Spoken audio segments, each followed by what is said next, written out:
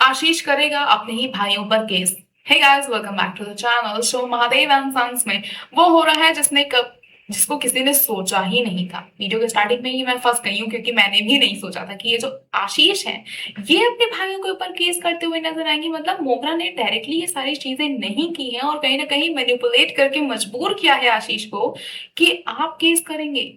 किस हिसाब से प्रॉपर्टी के पेपर्स वगैरह को लेकर किसी तरह की कोई कंप्लेन की गई है, एग्जैक्टली क्या केस है इसके बारे में अभी कोई खुलासा नहीं हो पा रहा है।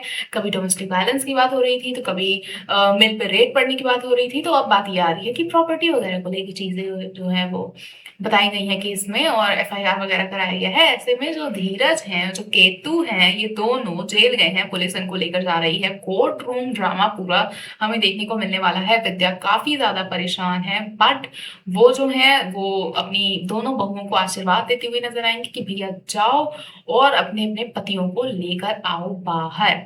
वहीं पे अपडेट्स ये भी थे कि महादेव को भी जेल होगी, बट अभी तक कुछ क्लियर नहीं हुआ है क्योंकि जो पीटीएस निकल के सामने आए हैं उसमें हमें केतन और धीरज ही दिखाई दे रहे हैं।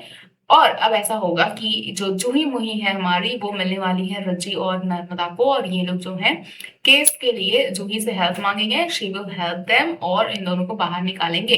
तो ये स्टोरी लाइन तो रेडी हो चुकी है, लेकिन मोगरा जो है वो काफी ज्यादा मतलब क्या बताया जाए, जिस तरह से वो सर फोड़ना स्टार्ट कर देंगी ना आशीष के सामने कि भैया मैं बहुत पछता रही हूँ, मेरी वजह से आपको अपनी फैमिली से दूर रहना पड़ा।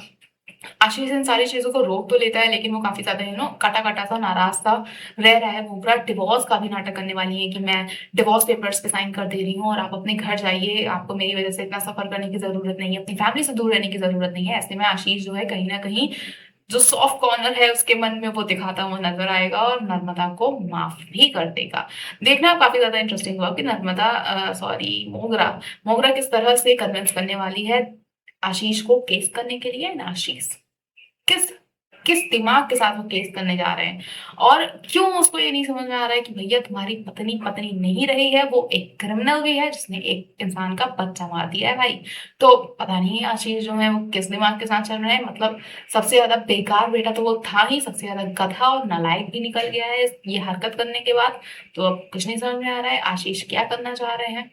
आपको क्या कुछ लगता है फिलहाल हमें कमेंट करके जरूर बताएं। ऐसी अपडेट्स के लिए जुड़े हमारे चैनल के साथ देखते रहे फिल्म लाइव।